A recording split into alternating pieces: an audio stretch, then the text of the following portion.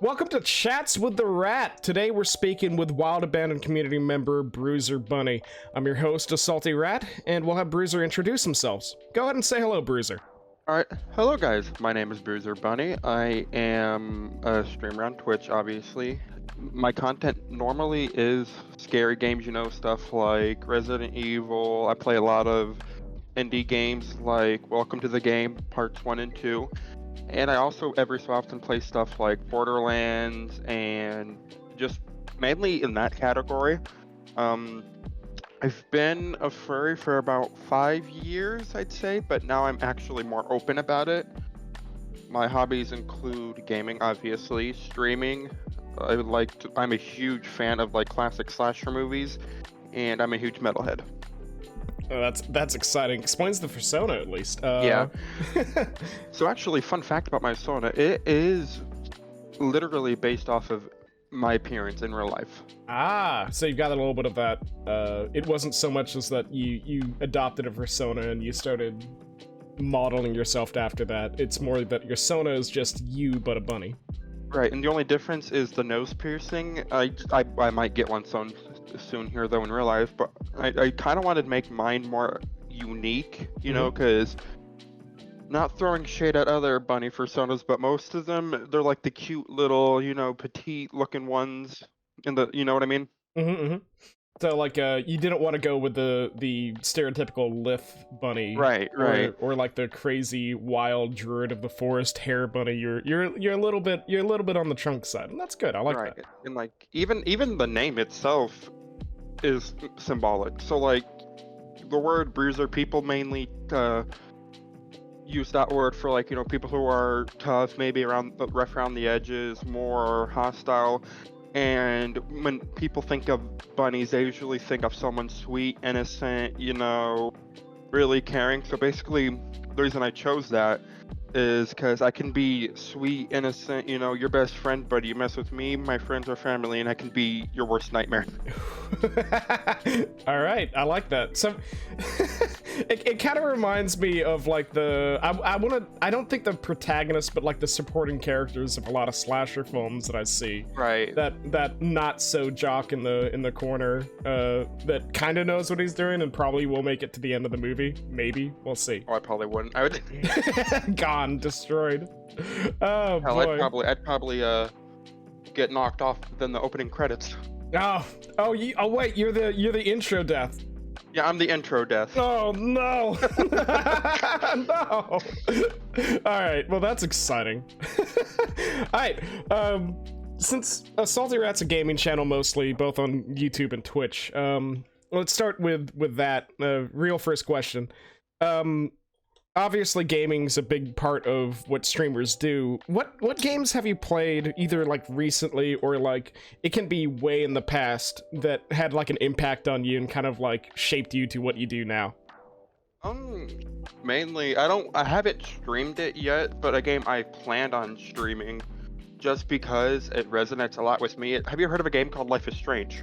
Oh, yeah, it's the I keep wanting to call it a point and click adventure game, but it really isn't. It's a story game, right? It's the same mechanics as like Telltale games. Well, see, that game was inspiration because like it taught a lot of lessons, like you can't change the past, you can't fix everything, and I look on that as a really good thing with myself. Moment can, because you never know what will happen after, you know what I mean? Yeah, so it's that game reflected a lot on what's done is done. You can't be perfect, you might as well just keep moving on, right? Right. And another game that I've actually streamed that's kind of inspiration off of my Sona, the color scheme. It's weird, bending the ink machine for the sole purpose that the blue spots and everything on my Sona, originally when I was creating it, I wanted to be like ink splotches because I'm a huge fan of bending in the ink machine. And then my friends like, I'll try that, and then they did the spots. I'm like, nope, I love this a lot more. It's really cute. Like, so you had an idea in mind and then something just shifted your attitude towards it. Right. Yeah, the black and blue is a really cute idea. So yeah, that sounds good. Works like a charm, I think. Obviously you're into story-heavy games, horror games, and such like that. And that's influenced your Sona design. Do you have any other odd things you can tell me about them? About my persona? Yeah, totally. Do you have the deep lore? I don't really have that much of a lore on it. It's like I said, it's just based off of me. I mean, I guess if you want to, I could tell you. I don't know if you consider it lore. What made me become a furry? I don't know if that would be a good answer or. Yeah, totally. What you got? Okay, so basically, it's what made me become a furry. It's kind of started in middle school when I was around in 7th grade. One of my friends was a huge Sonic fan, and he was creating his own, now they'd be considered personas. I didn't know what that was at the time. I just thought, oh, cool, he's making characters. And I was looking at them, and I thought, you know what, that's kind of cool. And I was looking up art and everything, and it's funny. Everyone's like, oh, Zootopia. Me, that's not what started it for me. Oddly enough, it was Five Nights at Freddy's, because there's a YouTuber out there named Tony Kryknight. Okay. They basically really good. Like, their animations are neat and everything, but they took like a Five Nights at Freddy's like story and everything, and they turned the characters into anthropomorphic versions of them, and I started to look that up, and then one thing led to another, and here we are. So it was Sonic in middle school. You thought the idea of making Sonic OCs was cool. Then you moved on, and then like you fell over the deep end with a offshoot of Five Nights at Freddy's. Is what I'm getting. Right. Oh, that's cool as hell. All right. Yeah, Five Nights at Freddy's it absolutely exploded really early on. Have you streamed FNaF yet? Yes, I have. I figured. I played the first one, I played a little bit of the second one, and I played a fan game, which I honestly think is 10 times scarier than any of the normal games. It's called The Joy of Creation. Yeah, that keeps getting passed around as like a really great tribute to the original game. Oh my gosh. Like it makes the other games look like it's a kid's learning game. That's how scary it is.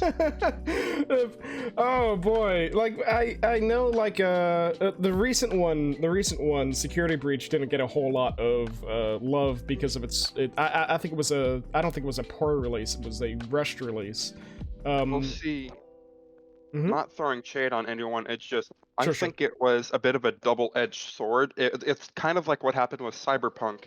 People were harassing the developers to release the game early. They were getting tired of waiting, in which fair. I hate waiting for a game for a while, and it was them trying to make them release it really early, and it was developers pretty much trying to satisfy the consumers and releasing it way before it was.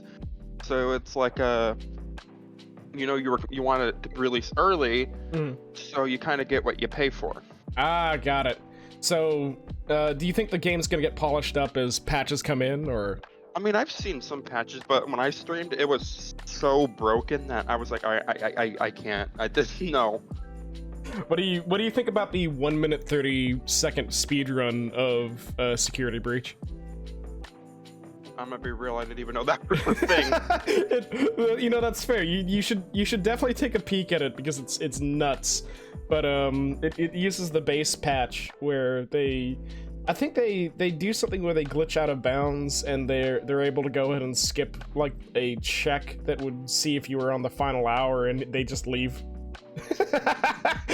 So I don't know. I couldn't tell you the full rundown of the speedrun, but that's pretty wild.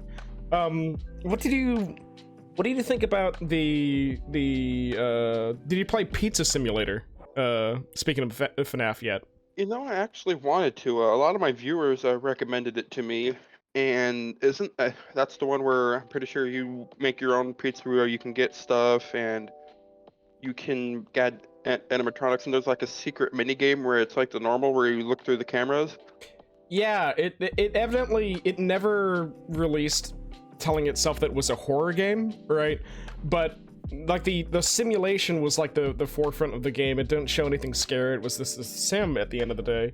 But evidently, A, it's canon, and B, is important to the lore. So I was I was wondering if you had any idea about that. So in that case, you should keep it in mind. It's a cool game to take a look at. So Bruiser is a streamer on Twitch with about 450 followers currently. What got you into streaming initially? It was a mix of, I've always been a huge thing on like, because I used to have, back when I was in 10th grade, I don't even remember what the name of the channel was. I used to make, you know what Nightcore is, right? Yeah, techno music put into 1.5 yeah, I used speed, to make a ton of those videos and everything. So there it started. And then after that, I was on an old program, I feel old even talking about it, called scratch.io, I think is what it is. Oh, yeah. Or like, tell me about it. So basically what it is, I think it got put down and everything basically because of the Flash, whatever, where you can't use Adobe Flash Premiere, whatever it is, sites.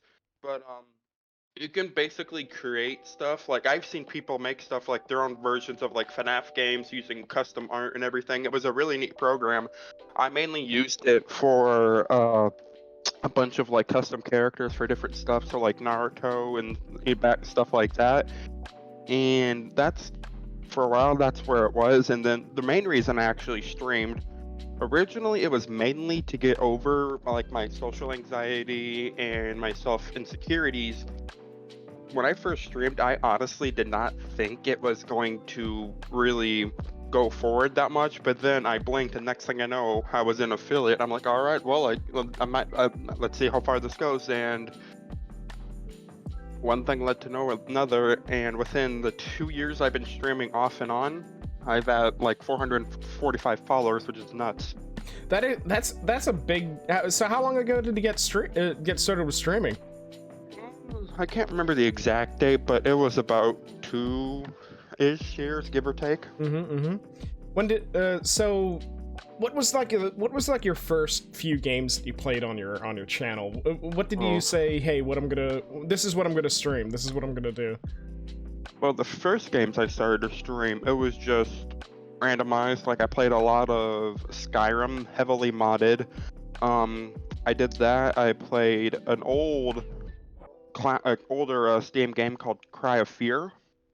Oh yeah, that's a Half-Life 2. Yeah, it's a Half-Life 2 break. It's a horror. Right. Yeah, it's a horror game, ain't it?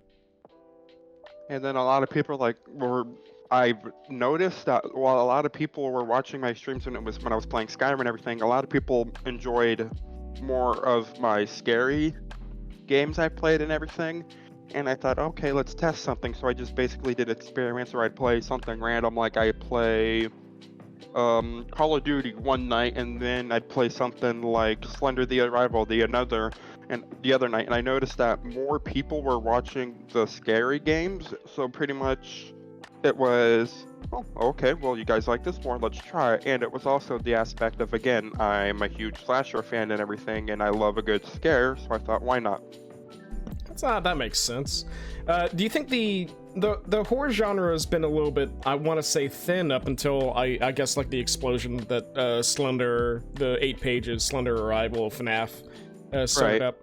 What do you think about how like horror's matured as these genres gained a little bit more traction? Like we're seeing games like Security Breach, Amnesia, the Amnesia series and stuff like that. Do you think there's a tonal shift happening between those games now? Yeah, I think it's starting to like branch off into different aspects of horror, because it used to just be jump scare, jump scare, jump scare, jump scare.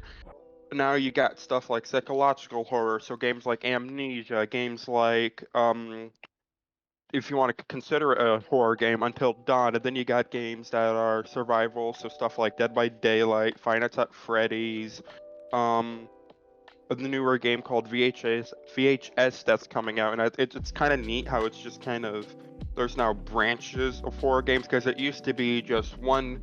Back in like the early 2000s, horror games were stuff like Silent Hill and Resident Evil, and just a whole bunch of other games. And it was just one genre of horror. Yeah, what, so, I love how it's kind of changing as time goes by too, because I used to hate the jump scare phenomena that started the series off, and now we're getting like, it's less jump scare, more tactical. If for people who don't know, VHS, if I got the right VHS, mind, VHS is a asymmetrical action game. From like it's set in the 1980s kind of horror era. It's for I guess like high schoolers or college students fighting against some crazy monster. Did I get that one right? Yeah, it's basically a spicier Dead by Daylight, where you can like create weapons and stuff, and you have to actually fight off against the killer. It's not in Dead by Daylight where you're just sneaking around and you have to repair the generators and then you leave that way. The whole purpose is to take out the killer. Gotcha. So it's more offensive oriented in that case. Right. Still, I'm sure it has a lot of the scares and the chills that a lot of horror games have. Do you think there's a element that makes multiplayer horror games more appealing than single player, or do you think single player still has the best like scares and thrills? Well, see, I think it just depends on the person. Me personally, I prefer solo games because with multiplayer games, you know, oh no, this is gonna happen. At least I have people to help me out. But in solo games, so like something like Fight Out at Freddy's, oh, you see someone coming down the hallway, well, there's no one's here to help you, it's just you. So there's no one's coming to save you, no one's coming, oh, well, you're down here, let me heal you real quick. Nope, game over for you. Gotcha. So so things like that appeal a little bit more to you, which that makes sense. I'm feeling that. What's your opinion about, like, so there's action-oriented like horror games. Great examples would be like Resident Evil. That series has gotten a huge explosion again. And then the more I don't even want to say cerebral, but a little bit more of the slower burn horror games, like the Amnesia series would be a really good example. Do you like being able to fight against the monsters that you see in the dark, or do you prefer to run and deal with the consequences for that one? Well, let's see. Fun fact with you, I have actually a phobia of the dark. So I have that, and I think it's called Phasmaphobia, which is like a huge fear of water, like large bodies of water and everything. So games like that, even if there were to be like, oh, you could kill it, I'd be like, yeah, no, thanks. I'm going to go ahead and take the next exit. I'm leaving. You can't stop me. Make a left onto Hell No Boulevard and make a right onto I'm Out of Here Street. There you go. Yeah, so that makes sense. So you even if you had the option, you prefer to take the running route to go and get away from the monster. That makes sense. I mean, honestly, if it was a real life situation, I see some sort of crazy nonsense happening. It's like, well, this situation can be handled by a different person. I think I'm getting out of here. I dig that. I understand. very much understand that. So you're a variety streamer. You do a lot of games. Have you started leaning towards horror, I'm assuming, right? Right. Gotcha. Any recent ones that have really caught your attention or have gotten the attention of your viewers? Well, lately I've been playing, because there's just after you know the game Phasmaphobia, right? Oh, absolutely. Well, I'm a huge like paranormal type of. I'm a huge fan of the supernatural and everything. The amount of like ghost hunting games that came after Phasmaphobia is just absolutely breathtaking. Like you got Ghost Hunter Core, I think it is, or something like that. You have Ghost Exile, which is I start to stream that, and oh my god, it is 10 times scarier than Phasmaphobia. And another one I have to stream here soon, which is Conrad Stevens' Paranormal Investigator. It's just amazing how out of nowhere the whole paranormal investigating trend just kind of exploded. It kind of came out of nowhere. I didn't see Phasmaphobia as initially like a game that would catch on, but like I played it and I felt like I was gonna vomit every 5 seconds because of how tense it was. Right. And now that we've got, like, I don't want to say like more competent producers, but producers that are building upon the genre are getting onto it. I can't even imagine playing a more intense Phasmaphobia at this point. And I do like the strategic aspect of hunting ghosts. Right. So in the real life, the real Bruiser Bunny, are you into the paranormal, or would you ever go on a ghost hunt? Not only am I a believer of the supernatural, but I have a little. I actually think I came in contact with a ghost before. Oh, okay. Tell me about your ghost story. Okay. So, when I was like maybe 10 or 9, see, my parents, they were divorced. I was living with my mother at the time, and I remember the house. I remember how it looked and everything. It was one of those duplexes where someone lives on the top half, someone lives in the bottom. Well, no, it was vacant for the top for a while. So basically, my older sister, she had like the whole upstairs area to herself. And I guess what started it was like, this could be a whole horror movie script. That's how crazy it was. The way my room was set up is it was big enough for me and my brother to share a room, and his bed was on the left side of the hall. Well, the room, mine was on the right side. And you know when you like wake up when like you feel something's off or whatever? Like you wake up and you have that feeling, okay, something's up. Well, that happened, and I guess the power was out because that's frequent because it was an older house.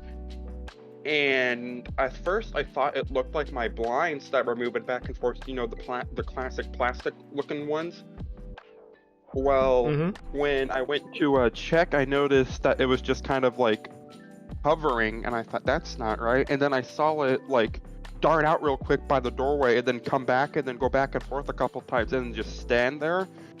And I mean, I'm like an 8-year-old kid. I didn't know what to do. I just kind of sit there in terror, and then I closed my eyes and it was gone.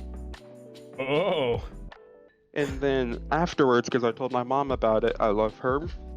Don't get me wrong, rest in peace. Got you. But she decided, let's get a Ouija board. No, that's the last thing you do in a haunted house. It was her and a couple of her friends and my stepdad at the time. They decided to use it, and what really led to them using it was my great-grandmother gave my because my mom was raised by her grandparents. She gave her the classic, I don't even know how to describe it. It was like a classic early 2000s clock, you know, the one that had like the water in it and then had like the confetti or whatever going around it. Oh, well, it had that. One of those encapsulated ones, yeah. And it worked perfectly fine, but when my mom caught news that my grandmother passed, yeah, almost 2 days afterwards, it stopped working. We tried putting in new batteries. We tried having it fixed. We tried maybe putting in a different outlet. Nothing was working. So my mom was like, you know, we're going to try this. We got to see what's up.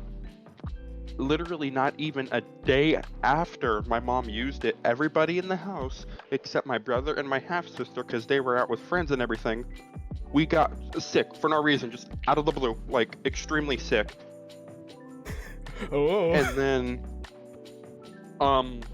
we would hear stuff like my sister in her room, she was freaking out because she said it sounded like someone was pounding on the door. And at first she thought it was my stepdad, but he was at work at the time, and it was like at the very top of the door. And my mom was a short woman, so there's no way, even if she were to stand on a stool where she said the door was, because it was like at the very top of the door, and these were the classic bigger doors. Yeah. There was no way in hell she would have hit it. So that's where we're like, okay, something's up. But what really started to have things go south was when my sister, I'm getting goosebumps just thinking about it. My sister, you know, she was in her room one day and she starts freaking out, screaming, and she runs down the stairs because there was a staircase that led to the top half, which was kind of creepy in itself. And she goes, I just saw someone in my room and everything. And my mom, thinking, oh great, we have an intruder, she goes and looks and everything. She doesn't see anything.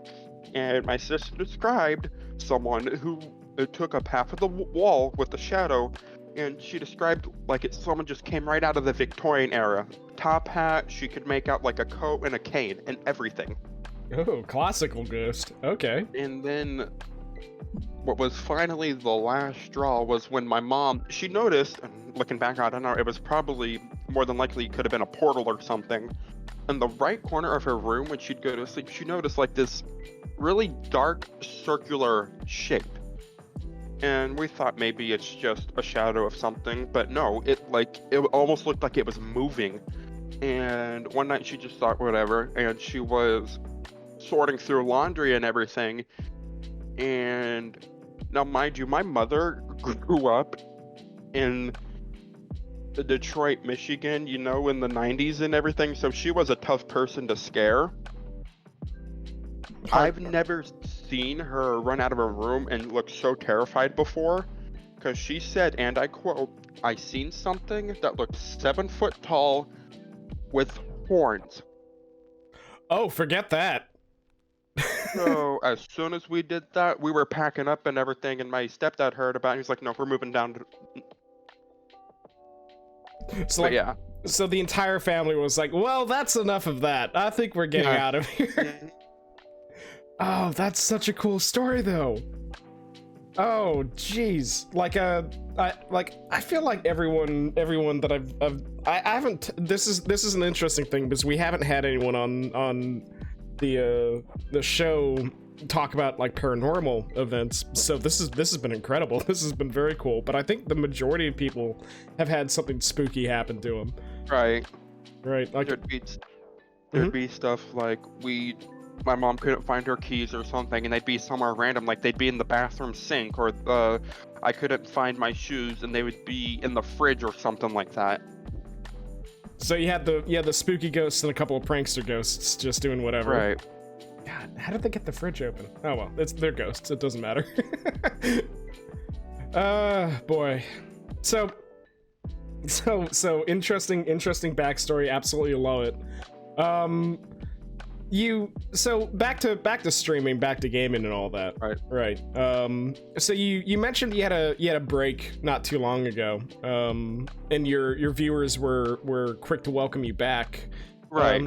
Tell me about, I loved. I loved hearing about stuff like that. Like, oh, welcome back. It's good to have you. Tell me about your community. What have you built up? Do you have any like noteworthy people that you want to say, hey, these people are really important? Well, one person who has honestly been a really big supporter of my channel and just helped me with like, oh, here, do this and everything. Like, number one, most of the art you've seen, like the ones where I showed you with the heart and everything, that was made by my good friend. If they have a new name, or if I completely botching it, if you're listening, I apologize in advance. Their name was Technovore. They did all of my emojis for like only like $10 as a bundle. I thought it was more. It deserved more than that. I'm getting them a shout out. Another good person who's just basically, they're like my stream manager, give me advice and everything. They also stream, so shout out to him. Their name is Look Honey and Abomination. Weird name, but I kind of love it. Yeah. That's a vibe. Very cool. Pretty often too. He's one of my good friends, so shout out to him. But yeah, my community, what I love about it is, even though I'm a furry and everything, I don't consider myself really I joined the team while the band and to get to know more furries, obviously, but I don't really consider my channel to be a furry based channel, as long as you're LGBT plus accepted and at least tolerate furries. No, oh, it's disgusting or whatever. I mean, I've had people come into my channel that didn't even know what a furry is, and they've been in it still. It's just like a mixed bag, and that's why I call my community the sanctuary, is because no judgment, no drama, no nothing. Everybody kind of like accepts each other and loves each other. Yeah, you're a team. You're working together. You're right. I got you entirely. That's a great way to build up a community. Has there been anything really cool that happened within your community? Like something huge that happened, run into anybody interesting, or what's up with that? Well, I had one instance, one person that's a good friend of mine who streams every so often, his name's Dabbing Menace, another shout out. He's basically I can't remember if it was on one of my streams or if he sent me a private message via Discord. I just remember, no, it was on his stream. I went to his stream, you know, to give him support and everything because I always like to do that for my followers. And he basically said that I was his inspiration for streaming, and like he looked up to me, and that just like hit me where it counts. Oh, that's good. How's he doing? He's doing well. I don't know if he streams that much as he wants to, because I'm not really going to get into it because it's his own business. I got you. He's kind of going through stuff, but I think he's doing better. But yeah. Oh, that's really cool. So who was that streamer again?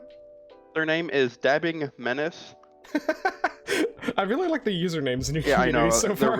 They're really creative, and like what's neat about him is every time he goes into my channel and when I'm live, he always throws bits at me. So it's gotten to the point to where while I'm streaming, I don't even have to look at it to know, because he always does at a certain time. I'll just hear the bit emote, the sound, and I'll look at the time and be like, oh look, he's in here. You just hear that. You hear that alert, and it's like, ah, yeah, there he is. Oh boy. So yeah, like Bruiser had said, most of the art that you see right now on stream is all fan art created by the community, which is awesome. He was telling me earlier that like people will go up to him and say, you know, oh I'm sorry, my art's not that very good. I'm not a huge fan of that mindset. Like you put the stuff out for that, right? So right, you're working on it. What's your opinion of on that kind of mindset? Like my opinion on it is, I think what they're trying, I don't think it's, oh my art, I think what they're trying to do is trying to present me the best art humanly possible they can, you know? Mm-hmm. And then it's like, oh no, he's gonna not like it, you know, and that mindset, kind of like where kind of a weird comparison, kind of like chefs, you know, when they give their food, you don't want to give them something that's raw, undercooked, or you know what I mean. So they're kind of, it's like their dish, so they're worried that if they give me a bad piece, I'm not going to like it, which is completely false. They could draw my character as a stick figure and I'd still love it, because you took the time to draw something that I didn't ask for, I didn't commission you for, and I never mentioned it. Yeah, and I think that's important. Like, fan art is, I think most streamers will agree, fan art is probably like the most wonderful thing that most streamers will get their hands on. Right. One of the things that drives me insane about it, you had mentioned, this is actually a really good segue to like another thing that I was going to bring up, and you had mentioned it earlier. People go ahead and kind of, what am I trying to say? My brain compute, figure it out, compress. Artists will undercharge for a lot of their work. Like, I think that's kind of a big thing too. You had mentioned earlier that someone charged you like $10 and stuff like that. Like, how do you think that's kind of an important thing to gonna go ahead and mention to somebody? It's like, yeah, you should definitely charge more or something like that, or well, what's the I think I can't personally say, oh, you should charge more because I'm not an artist, but I think where the issue lies is if someone, they have this onset, because a lot of people, unfortunately, and I think it's disgusting that people do it in the first place, someone who's a really good artist, people will like harass them and insult them if they have a certain amount of money that deserves it. Like, say, a VR model, those usually range from, like, from what I've seen, 500 all the way down to like 1,000, considering how fancy you want it. People are like, oh, that's ridiculous, it isn't worth that much. So I think it's people like that have a fear that if they have it too high of a price, that people will harass them over it. But at the same time, it's like, this is kind of like your job. Me personally, I think something like the emojis I showed you that I commissioned, the more cartoony ones, and I even tipped them for it as well. I would have gone for, and this isn't me bashing them for their prices, this is just me saying, I would personally about $25 for the bundle. But again, it's just people are afraid that if they charge too much, people won't like it. But at the same time, if you charge too little, people could take advantage of that. Yeah, that's kind of what I'm stressed out about that too. Like, I think one of the artists that I keep following and getting commissions from will drop something like, oh, I'll go ahead and do a thing of yours for like $15. I'm like, no, you fucking don't. And they'll blast out. They'll say it's a sketch and it's full color, and I'm like, that's not a sketch. What are you doing? That's like a lot of times what I do is for the people who make my fan art, I don't just, oh, thank you, appreciate it, pat on the back. I'll do something like I'll play a game with them, or I'll give them the shout out they deserve, or I'll do something like, I don't know, I'll make them a VIP or something like that, because I hate the mindset of not giving credit, even if it's just fan art. Someone took the time to make that, and I like to put them on the map in case they decide I'm going to do commissions for it. Yeah, like you give them a one leg up, and that might be the thing that leads them to another career, something like decent. So I'm if I got what you mean by that, right? Right. That's a great way to have a mindset there. Like, credit where credit is due. Give a little bit of love to your artists too. Like, I'm seeing way too many Twitter posts these days of artists just having, oh, I just got one of these, and it's someone harassing them about the price and such. So, well, what can you do, right? For the people who ask for free art, it's honestly offensive. Like, you don't walk up to you don't go to a restaurant and like, can I get my order for free? No, that's not how that works.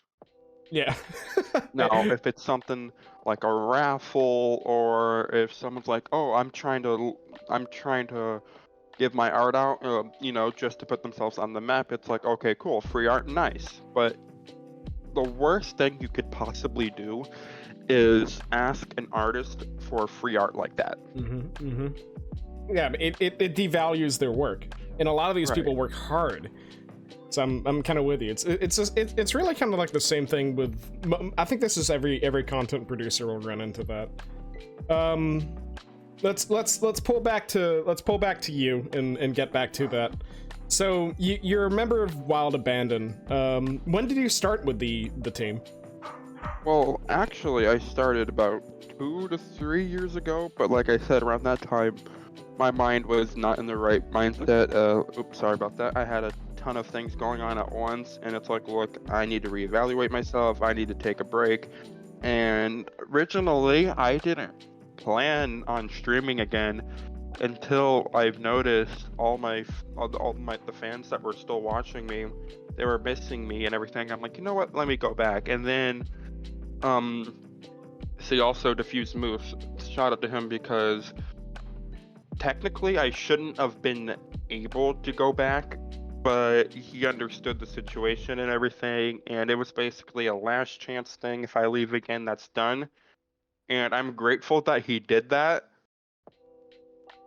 because most teams would have been like, all right, you left, you're gone, bye. You just pull the plug right there. Now, Defuse Moose seems like a really cool dude. I need to check back in with him sometime. So how did you initially get invited with Wild Abandon? Who invited you?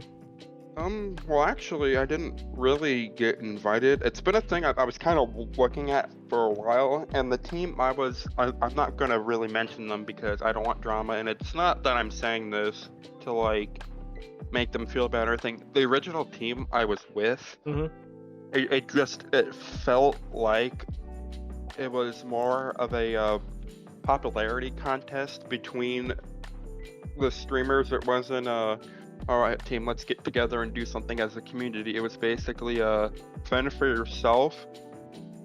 And again, nothing wrong with the team. It was just how it was managed. And then I was looking at Wild Abandon, and I noticed that a lot of my favorite streamers were in there.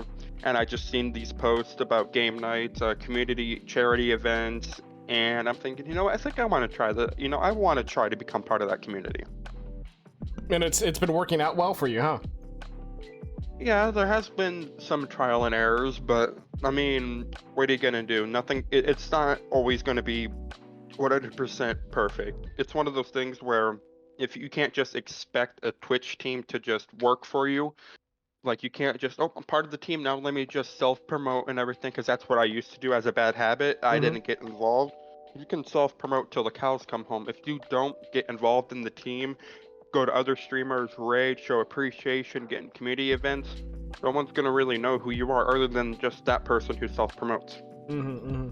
So it's a lot of it is actually being a part of the team rather than Right. just being like this guy that's shouting to the wind.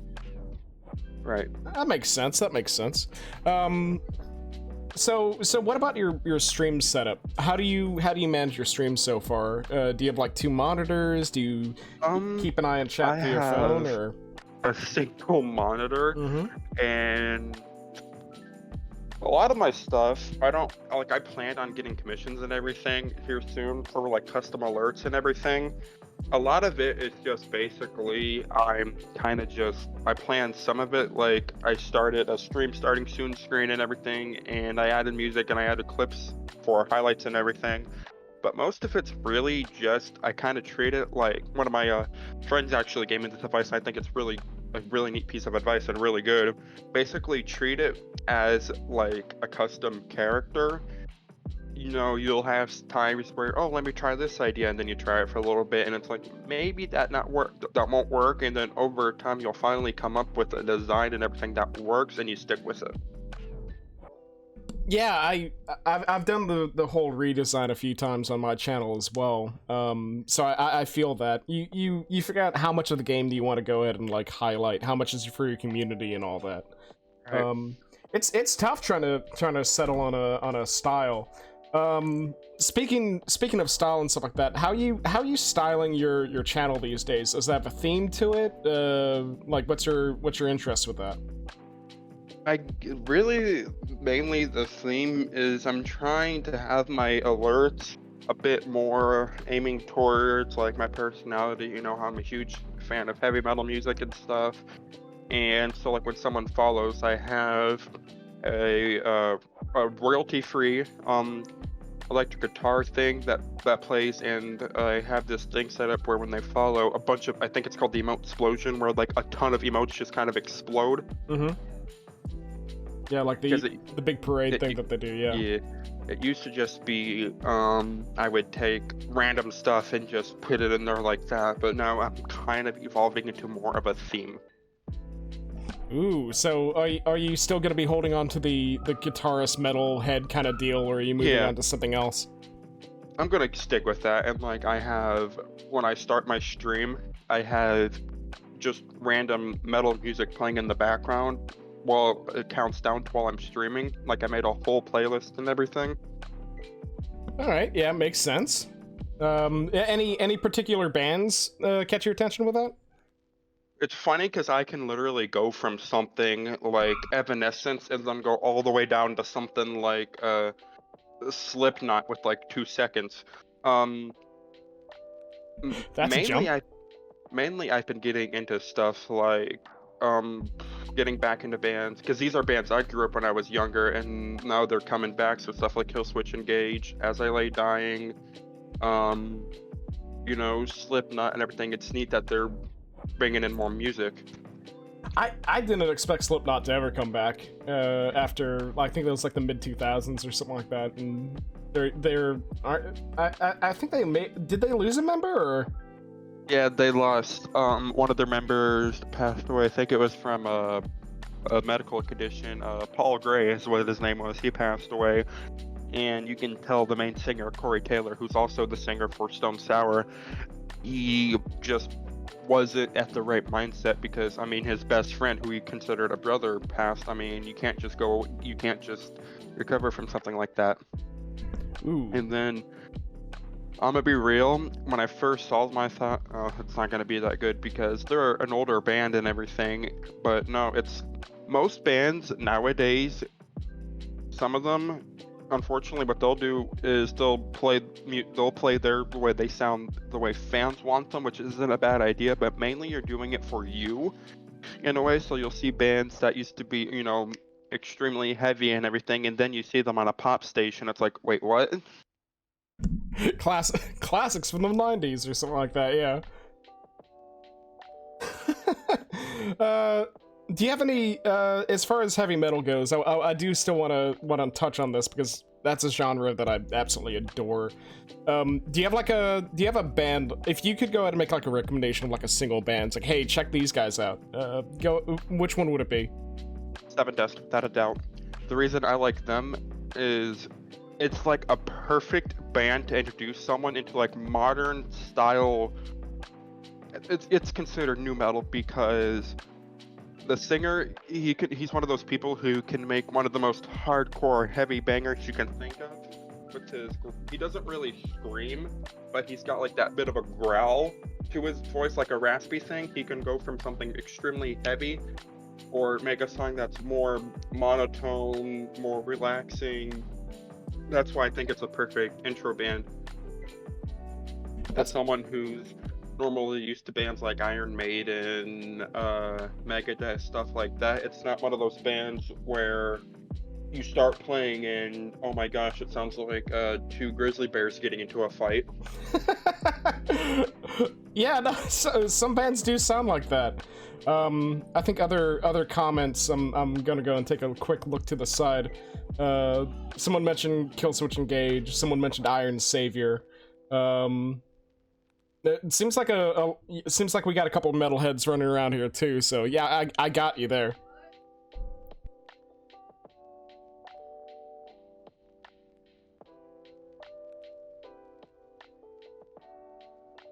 So, we'll go ahead and start finishing this up real quick. It's been really cool about you.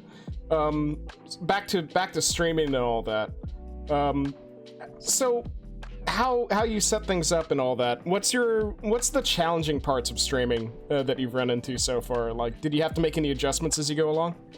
I think the most challenging for me is the mindset that not every single stream you're going to stream is going to be a hitter, where you're going to have a bunch of people in chat and you're going to get a follow or a raid or a host or a donation every single stream.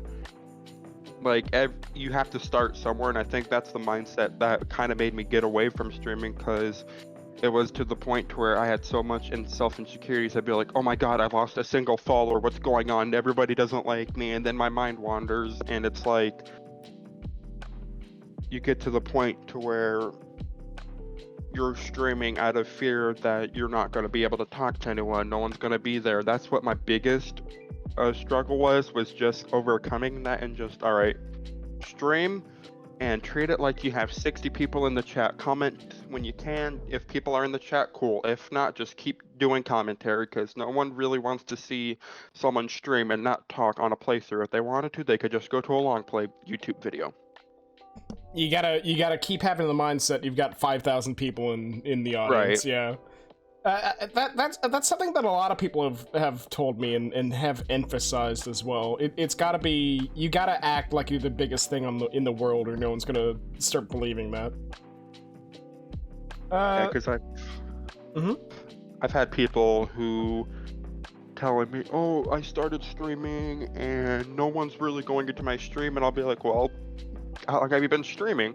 Oh, I've been streaming for about 3 days. Well, there's your problem. Even the biggest streamers out there, and YouTube channels too, or anything with like social media, like YouTube, TikTok, whatever you want to call it, no one got famous overnight. Yeah, like, I try to tell people that too. It's like, what was like the big one that I mentioned not too long ago? Like, everyone will go ahead and take a little sidelong glance over at Ninja, because it seemed like he came out of nowhere. But the dude's been streaming for like 9 years. He's been working his butt off for that, like 12-hour streams and all that. So like, like him or not like him, he did the work. So, and it's not an overnight thing. So I got that. Boy, do we other than metal, we've gone through streaming and stuff like that. Do you have any final thoughts on the matter, how things are going, or any updates from the front? Well, I guess a couple updates.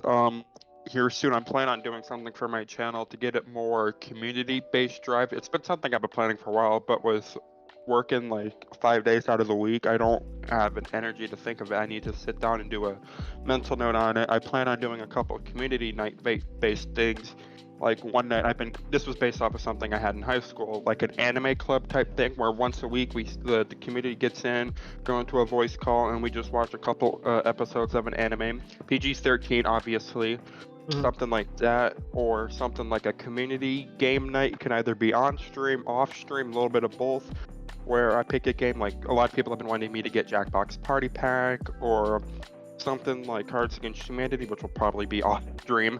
I'll do something like that. Or another thing I've been doing lately is I have a new thing I added, and a lot of people are loving it on my Discord channel, where we have a tab that's dedicated for just like birthday celebrations. Everybody has dropped their birthday, and then when it's so-and-so's birthday day, let's wish them a happy birthday. And then everybody gets on like a voice call, and we do the cliche stuff, saying happy birthday and everything. We just sit there for a couple minutes wishing them a happy birthday, and then everybody gets off when they feel like it. So you have the impromptu birthday party going on over there, yeah. Right. Oh, that's so good. I love that. Oh boy. And have you run into any? I would say, like, did anything really cool happen during any of those, or do you have like a community game you'd suggest? One community game I would suggest, obviously, stuff like Jackbox Party Pack and Cards Against Humanity, because those are always two heavy hitters. But another game I would suggest, I have to look on my Steam real quick because I don't remember what the name of it is. Something like ghost hunting games like Phasmaphobia and everything. Those are really fun games to play with. It's one of those games where, yeah, it's fun to play solo, but it's even better to play with other players, or games like Gmod. I'm getting back into VR chat. Stuff like that. It's really good with communities. So just a time to go and hang out with your friends and those that are around you, yeah.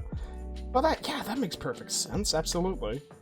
Oh boy, excellent, wonderful. So yeah, it looks like we pretty much got everything done. Do you have any, I guess, like, expanding on that final thoughts thing, do you have any goals for streaming? Like, where do you want to go with this? Well, main goals, really, I pretty much made all my main goals. I'm still trying to work on getting more comfortable hearing my own voice and getting over my self-insecurities, but mainly it was meeting new people, meeting new streamers and stuff like that. It's one of those things where I'd like to become a partner and everything on Twitch, but if it just gets to the point to where I'm at a constant number and I'm still streaming, it's whatever, because I like streaming, not because, and I'm not saying I'm not making fun of the people that have it as their career. If they can do that, all the power to you. My hat goes off to you. To me, it's a passion, yes, but it's also a hobby. So, and you probably don't want to make that. You don't want to make the jump from being a hobby to a career, I'm assuming. Right. And now, if it gets to that point, awesome, cool. I'd love to do it, but if it doesn't, I'm not going to lose any sleep over it. I know that kind of sounds like I don't care, but it's just the fact that it's one of those things where it's just something I like to do, and I do it for the viewers, not something I want to get ahead and become a partner. I think that's another, back to what we were talking about, people with smaller viewers, that's another thing that people struggle to realize is if you go into the mindset of, I want to become partner, I want to become the biggest streamer, I want to have 50 viewers and over 2,000 followers, you're not really going to get anywhere that much, because you're more worried about the fame than you are with the fun of it. Yeah, the numbers game is a huge, like, brick wall to a lot of people, and as soon as they stop worrying about it, they become better streamers, I think. Right. So I'm kind of exactly with you there. All right, well, it's been an absolute pleasure, Bruiser. All right. I do want to thank you very much for coming along. I hope you had a good time. You're welcome. I had really fun. I love this, actually. Mm-hmm.